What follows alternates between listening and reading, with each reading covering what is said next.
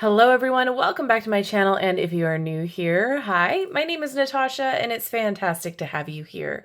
For today's video, we are unboxing and taking a look at the Deep, Dark, and Dangerous Oracle by Stacey DeMarco, illustrated by Kinga Britschgi.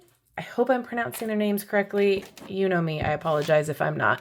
This is published by Rockpool, retailing for $24.95 in the US and $18.99 in the UK. And of course, everywhere that you can purchase this will be listed and linked down in the description box below. Now let's get into it. There is great beauty and power in darkness. What if, by stepping into the realm of the monsters and the things that go bump in the night, what seems twisted and dangerous is actually a torch leading us out of the darkness and into divine wholeness? From the iconic Medusa to mermaids, valkyries, and vampires, selkies, and sibyls, find your truth in the deep, the dark, and the dangerous. This deck includes stunning images of the world's deep creatures, dark goddesses and gods, and dangerous heroes and shadows. All right, 44 cards and a guidebook. I'm excited because I do love Stacey DeMarco's work, so I'm quite excited for this. This seems to be like a really good shadow work deck. Ooh, pretty. All right, let's take a look at the guidebook. We've got a nice table of contents. All right, and it's separated in different sections. Okay, so we have the deep, the dark, and the dangerous. In a world where we think we know everything, where the current paradigm of the world tells us that everything is brightly exposed with nothing unknown, choosing to still commune with possibility and the admission that there is indeed some mystery remaining in the darkness is vital for our balance and harmony as humans. Love that. Okay, so how each card is structured. The name of the subject of the card and the message of the card in summary. All right, duality. The often paradoxical themes of the card and subject can be seen as light and shadow. The description, the plant companion, the crystal companion. This is for use for divination. And then we have some spreads. Awesome. One card. 3 card for the dark moon, the 4 elements spread, and then traditional 7 card spread. We've got timing spread, and then a dedication for your card, and then it goes into the cards. All right, we'll take a deeper look at that after the flip through. But look at the red gilding. That is awesome. We got high gloss cardstock. That snake print with crystals and plants. And it is Rockpool cardstock, not too thick, not too thin, right in that sweet spot, very flexible, snapping back. All right, here we go. We've got a number up top as well as the section that it's in, so it's deep. And then we have depth and shadow at the bottom, or the label and keyword here.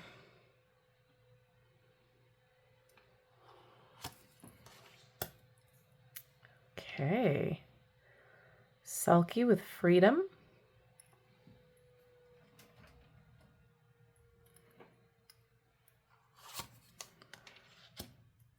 Kraken mystery. Gorgeous. Ooh, dragon treasure. I'm going to read the little keywords just because they might not show up too well on the screen. So if that's irritating to you, go ahead and mute. Kelpie with warning.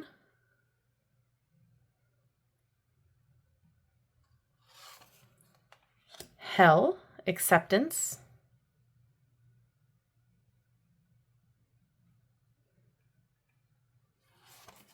Hades, the underworld. This is giving Phantom of the Opera a little bit.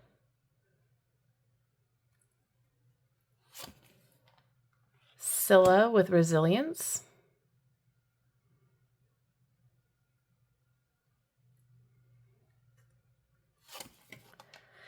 Cerberus with guardians. Oh, I love the 3-headed dog so much.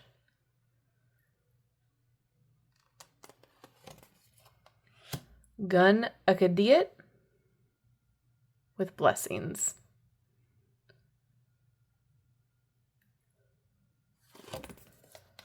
Hydra with regeneration.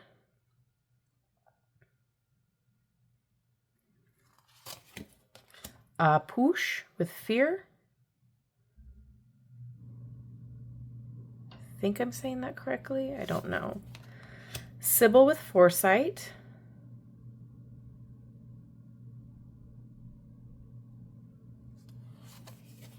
Mermaid with beauty. Oh, it's a little couch or settee. Cute. Mithras with loyalty.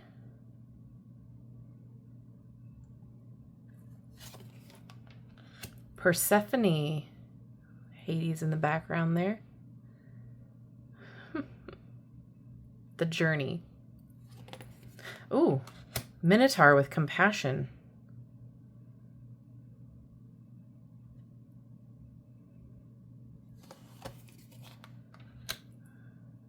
Charon with reciprocity. And now we're in dark. That was the last one. So we got dark section now. Nyx with darkness.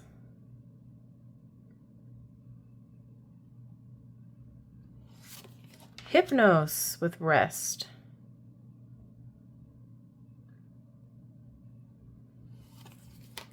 Hecate with illumination. Or Hecate, however you pronounce it. Mormolikia with service.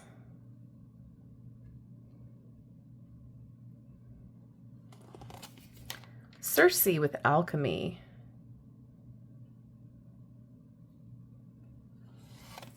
Kali with love.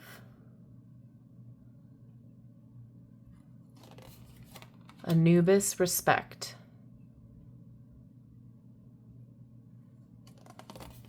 The Morrigan with sovereignty.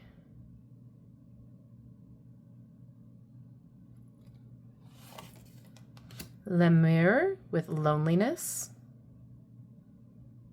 Lemur. Ooh, vampire with hunger.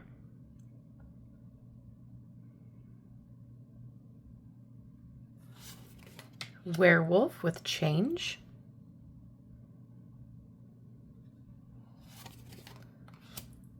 Myrmidon with discipline.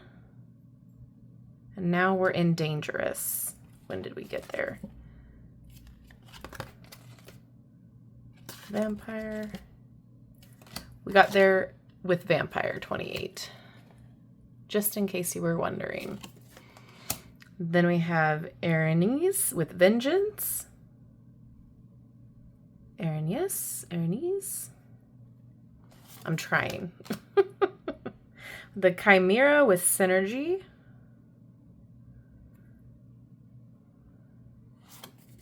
Banshee grief.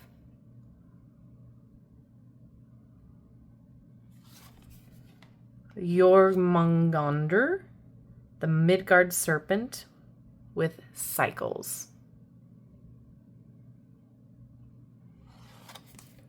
Harpy chaos. Kate Sith with focus.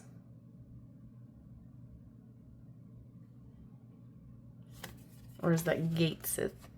Kate Sith. Fetch. Mirror.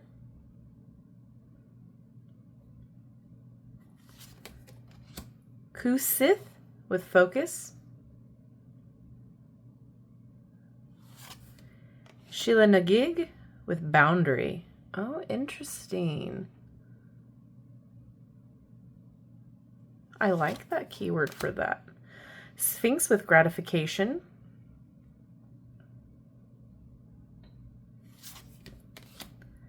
Eosi with disconnection. Valkyrie and choice. Medusa with injustice. and Puka with Mischief. All right, let's see how it shuffles. Quite interesting already. Oh yeah. Not an issue. I will say, since there is foiling on the edges, just make sure that you're not like flipping through and tearing them apart when you first get the deck. I'm going to try the side-by-side here. Oh yeah. Okay. And overhand is just as fine.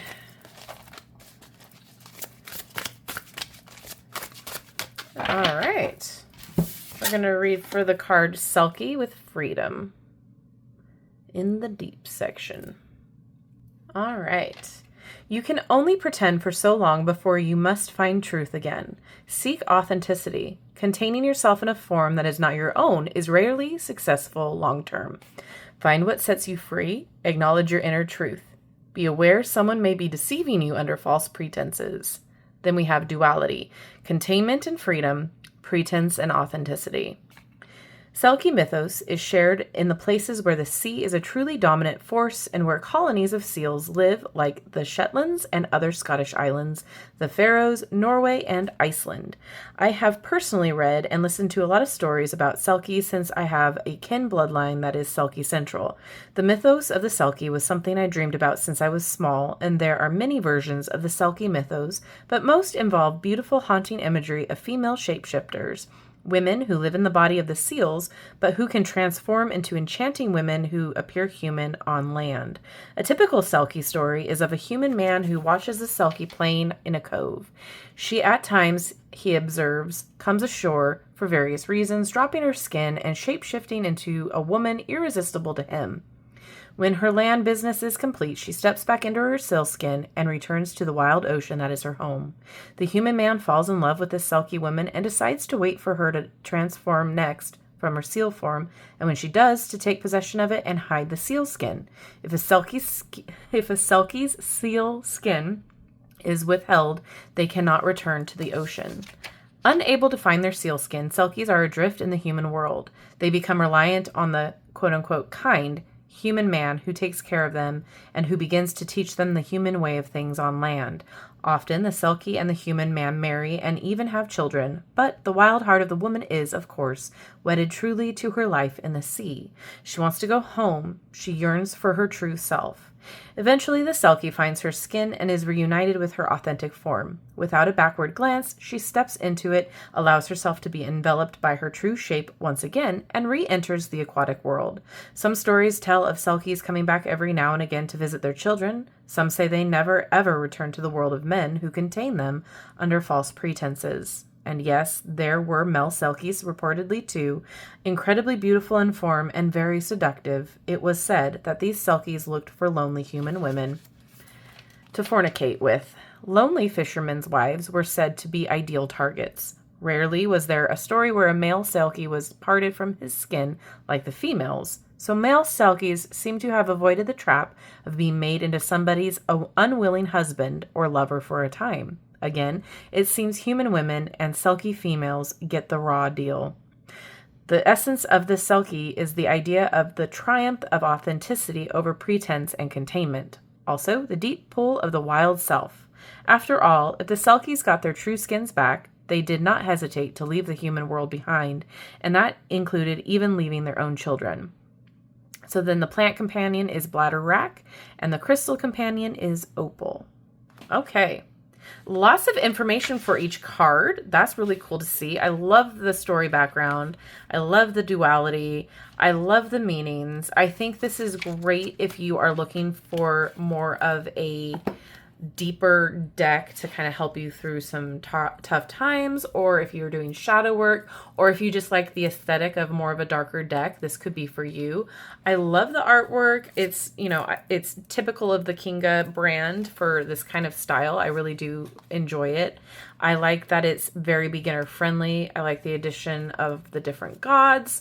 There's some things in here that I have no idea, such as this guy, what they are, where they come from, so that'll be fun to read up on. So I love a deck that can teach me something as well as be very easy to work with. So this is going to be a interesting one for me to get to know. So I'm excited. I think this will be fun. Now I need to know what you guys think. Is this something that you already own? I know that this has been out for quite some time. It's been on my list because I'm a Stacey DeMarco fan. So I'm happy. I think this will be great for deeper workings and more shadow work type readings as well. Getting to the heart of the matter, no BS, that sort of a situation. I think this will be good for that. So with that being said, let me know what you think down in the comments down below. And if you've made it this far in the video, drop a snake emoji to let me know you have. Thank you so much for hanging out with me today. I love you and I like you. If you haven't done so already, don't forget to like, subscribe, and hit that notification bell on your way out of this video. That way you will never miss an upload from me. Have a wonderful rest of your day, and I will see you in my next video. Bye-bye.